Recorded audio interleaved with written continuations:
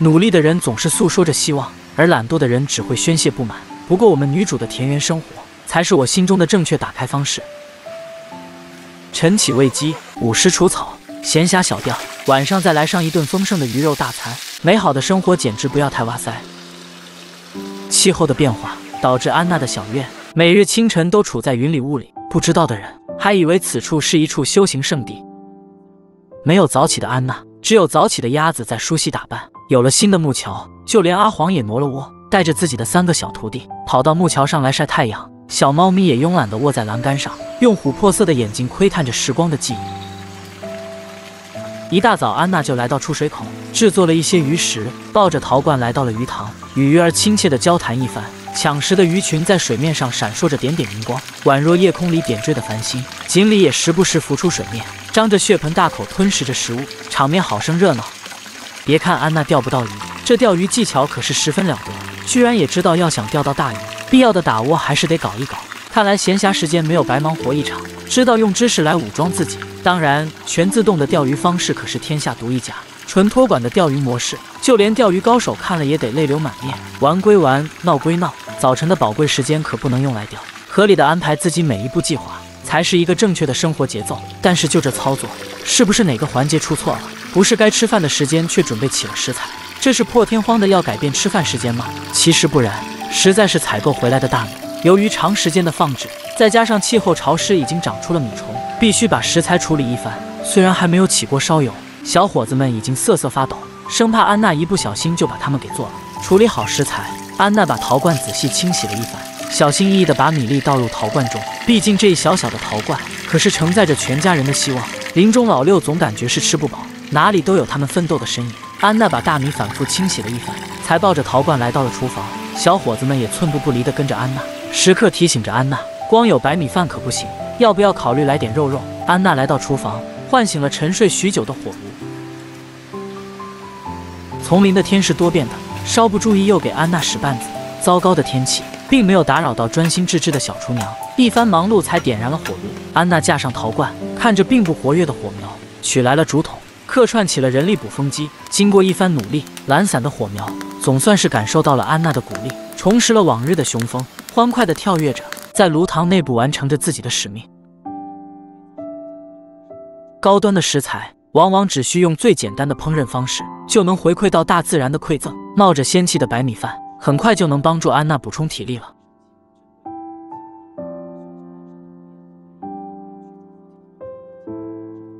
一场秋雨来得快，也走得快，丝毫没有影响到本该忙碌的生活节奏。安娜返回了木屋，准备好工具，开始了今天的工作。拿着工具来到屋后，看着满地乱跑的家禽，偶尔也调皮了一把。一声狮子吼，吓跑了正在觅食的千军万马，四散奔逃的身影让小编不由想起，此刻的安娜犹如战场上的总指挥，凭借这2下气势，就算来上一群豺狼虎豹又如何？为了增加食物的储备，安娜打算把院子里的土地升级一下，种上时令蔬菜来调剂日常的消耗。收割了一茬青菜的根茎，处在田间地头还是很碍事的，必须清理干净才能进行接下来的工作。没有热火朝天的工作场景，只有几个贪吃的老六来添乱，象征性的恐吓才能还给安娜清静的工作环境。不过就这3心2意的行为，确实不敢恭维啊。重新串好诱饵，放置好鱼竿，安娜又忙碌了起来，使用锄头把泥土刨松软了，方便自己后续播种种子。虽然刚来的小伙子有3个，但很显然只有2个小伙子立志要成为安娜一样的人物。早先种植的空心菜已经可以收割了，安娜使用宝刀把空心菜收割下来，收集到一起，还是按照一样的方法把植物的根茎处理掉，以保证后续的播种不会受到影响。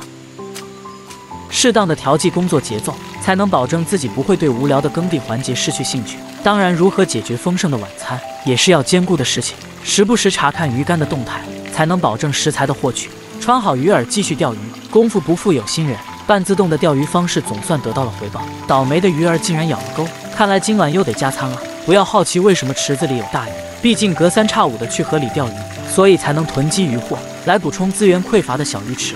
看着刚钓上来的鱼儿，便立马收竿，得赶紧把鱼儿安排起来，好保证鱼儿的鲜活度。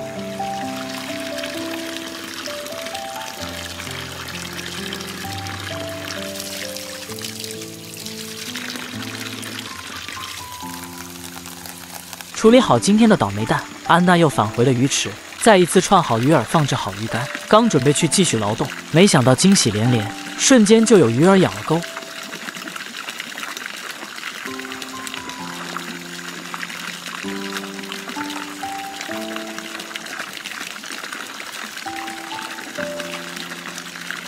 兴致勃勃地开始收竿，不成想白高兴一场，原来掉了一条锦鲤，只好无奈地放掉，重新放置好鱼竿，继续忙碌了起来。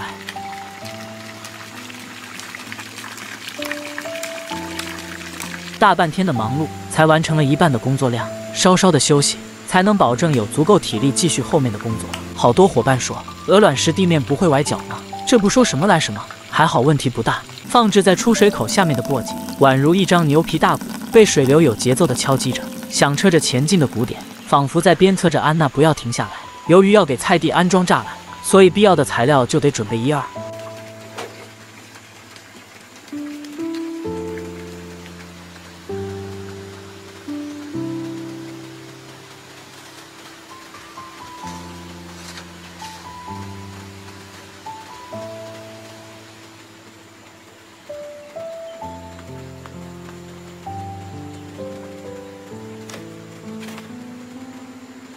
安娜分几次取回来一些竹子，简单的制作了个支架，开始处理竹子，把竹子架设在支架上，轻车熟路的使用手工锯，把竹子锯成长度一样的竹筒。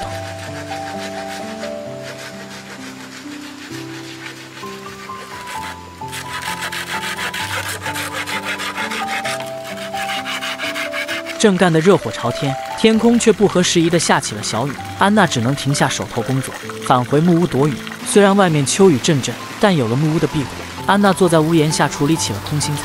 看着眼前的这场秋雨，我不禁想到一首诗：秋雨绵绵无止期，落花小径绕秋池，清河成水腰连倚，一曲凉风抚醉姿。看着眼前的美景，要是能把它记录下来，也是一件非常棒的事情。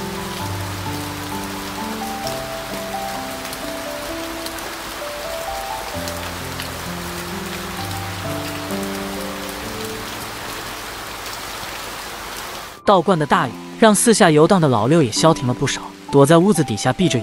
不多时雨停了，安娜把收割的空心菜放置到框架中供鱼儿进食，继续前面的工作，把处理好的竹筒破开，制作成竹板，重复操作此步骤。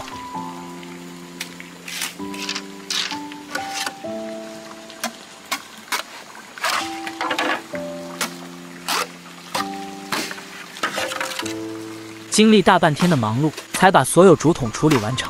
为了保证分割出来的地块能收集到足够的水分，安娜打算使用木桶给地块制作出框架。有了框架来约束，框架里的植物也不会到处疯长，保证了植物的长势。把处理好的竹板收集到一起，处理掉边角料，腾出工作地点，准备制作框架。池子里的框架成了鱼苗最好的栖息地，争先恐后的躲藏着。安娜返回木屋，来到材料堆积点，分几次把木头搬运到另一边。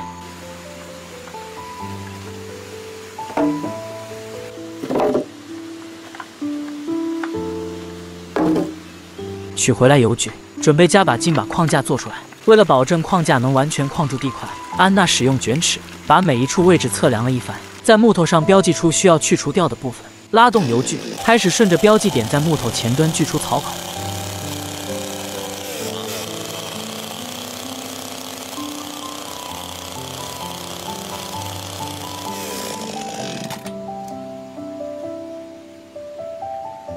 由于打算采用咬合式的安装，所以只需依次在木头前端做出造型就可以了。由于框架四边长度不一，框架的短边就得另外进行加工了。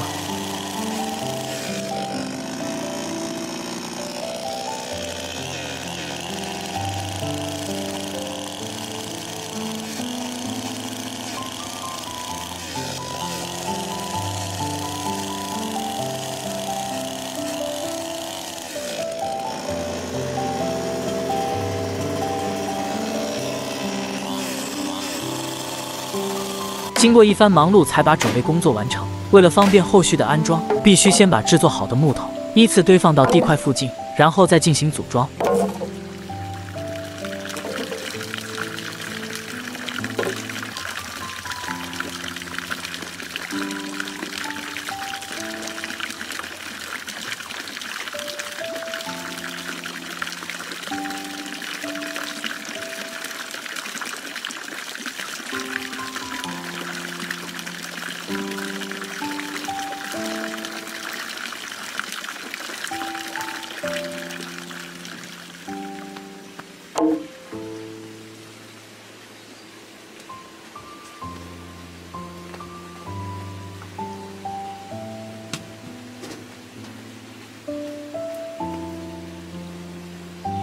框架底部的泥土也得经过深挖，才能保证安装上去的框架起到收集雨水的作用。依次把框架组装起来，再使用铁钉把4个边角固定，这样既保证了地块的美观，也保证了框架中的植物不会越界生长。处理掉框架之间的泥土，今天的工作也告一段落了。收尾的工作也得兼顾一下，使用油锯把框架边角切除掉。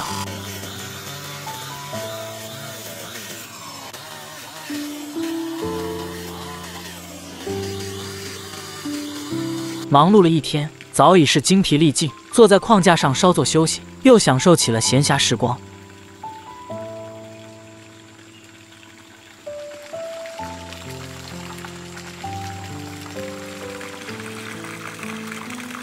本想着来到鱼池再发挥一下，却不小心勾住了框架，费了好大劲才把鱼钩取下来。彼时的好运并没有垂青安娜，一杆接一杆的空军似乎把好运气给用光了，就连狗子也不再关注安娜，慵懒地趴在竹板上啃着美味的竹板。还好锲而不舍的努力，再一次得到了回报，又有鱼儿咬钩了。此刻你肯定以为安娜会把2条鱼来个花样几吃，实际在可持续发展这条道路上，安娜还是考虑得很周全，必须等鱼儿长肥了，才能进行再次收割，放掉鱼儿。看着时候尚早的天空，又开始了钓鱼大业。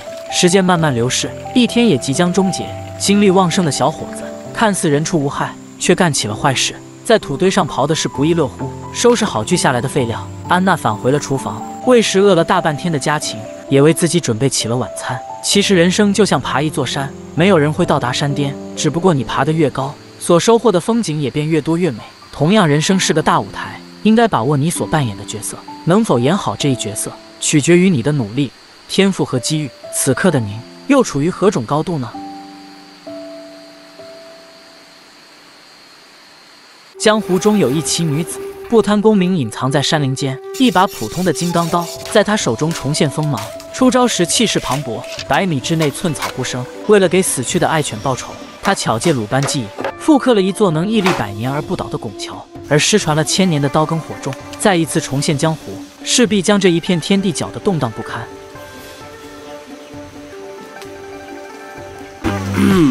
不好意思，又跑错片场了。时光荏苒，岁月如梭，已然步入了10月中旬。蓦然回首，秋天已悄然渐远，唯有安娜独自一人品尝这一季的苍凉，却始终错过了落叶纷飞的忧伤，错过了长河落日的悲壮，也错过了古道斜阳的凄然。回想起一路走来的种种，饱含了辛酸与苦楚，内里的一切不知言表。一天里最棒的事情，就是起床后能呼吸着山林里的新鲜空气，开始新一天的忙碌。一大早，小吉已经转移了阵地，跑到了河对岸觅起了野食。随着女主人的一声召唤，浩浩荡荡地跨过了木桥，从4面8方汇聚而来。鸭子们也仿佛冲锋的小战士，跃上了河岸，冲向了食槽。只有一个伟大的母亲，还坚守在孵化河中，陪伴着她刚出生的孩子。安娜和往常一样，喂食了争相抢食的鸡兵鸭将，来到禽舍前。经过几天的积累，和预想的一样，盒子里盛满了还未孵化的鸡蛋。看着粒米未进的鸡妈妈，安娜眼中充满了溺爱，决定帮助鸡妈妈和鸡宝宝一下，温柔地抱起了鸡妈妈，把它放了出来。而刚出生的小宝宝也得出来透透气，多多吸收一下日光浴。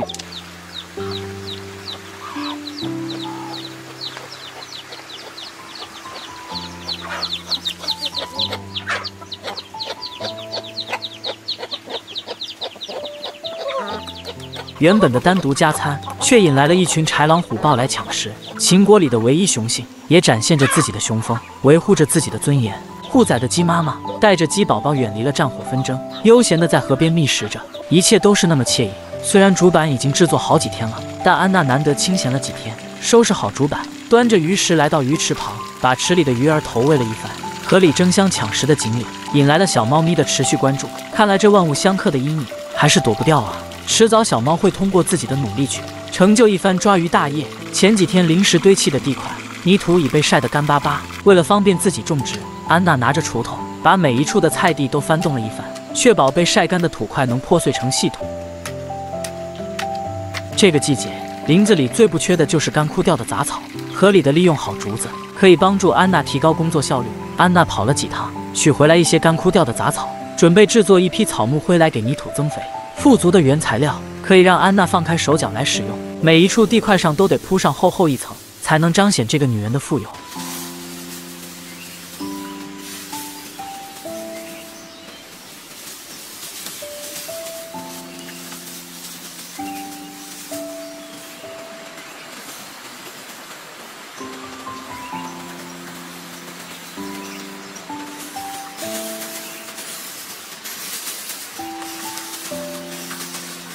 出水口流出的泉水拍打着池水表面，奏响着劳动的进行曲。就连小鱼苗都在池子里忙碌着。另一边的场景俨然成了西天取经的童趣版，一个师傅带着4个徒弟的场面，确实趣味十足。为了防止老母鸡搞破坏，安娜打算先把栅栏围起来。那么制作栅栏就成了今天的第一个工作。当然，安装栅栏的前提必须要有框架来支撑，所以依次在固定的位置挖好地基才是首要任务。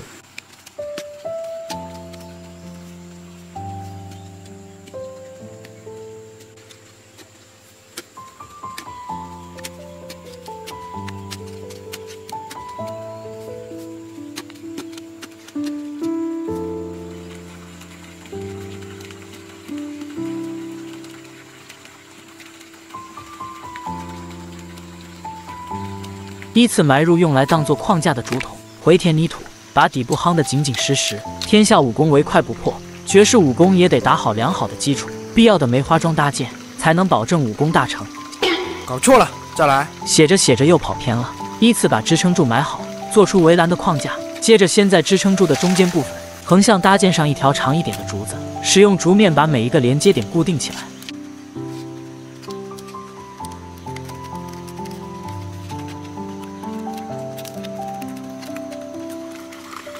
再沿着框架的走向，依次把竹板钉入地下，要保证栅栏的美观。竹板钉入地下时，采用稍微倾斜式的安装，每一根竹板之间都留上均匀的间隔，方便后续斜向插入竹板。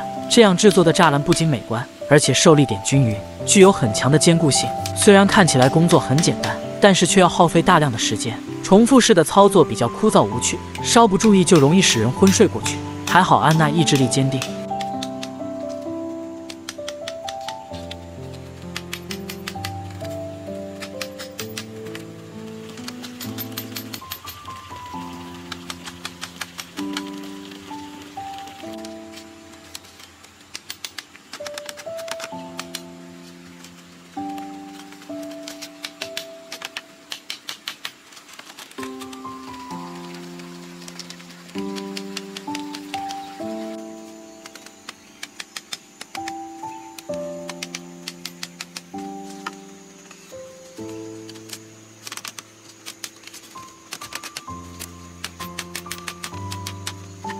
经过大半天的忙碌，栅栏总算是完工了。多亏安娜把地块框了起来，稍不注意，秦王已经带着妻妾跑出来祸害四方来了。忙完手头工作，安娜抬头望了望天，一番思量，决定继续劳动。为了保证燃烧时火焰不会牵连到刚做好的栅栏，安娜把铺盖的杂草收拢到一起，尽量保证枯草处在制作的框架中。处理好一切，安娜点燃了火堆，开始制作草木灰。这里给00后科普一下，刀耕火种实际上是新石器时代流传下来的一种农业经营方式。古法依靠燃烧枯根朽茎或者草木晒干后，用火燃烧得到草木灰，混入泥土进行耕种。经过大火燃烧的土地变得松软，不用再次翻底，利用地表草木灰做肥料，播种后不再施肥，一般种1年后异地而种。由于经营粗放，亩产较低，随后被弃用。由于安娜不是用来种植粮食，而且可以省去开销，所以用在菜园中再好不过了。为了防止引燃山火，安娜一直监测着火源的燃烧，直至火源熄灭。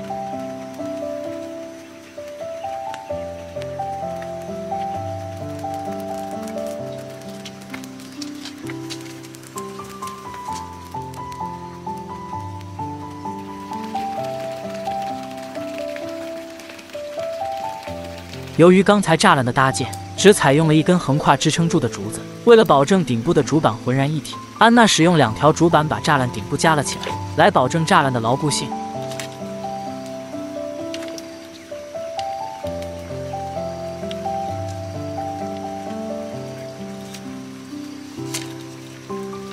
时间慢慢流逝，转眼间天就黑了下来。由于还有一部分工作没完成，安娜只能返回了木屋，打开了照明，借着灯光把剩余的栅栏完成出来。经过一番忙碌，总算把工作完成了。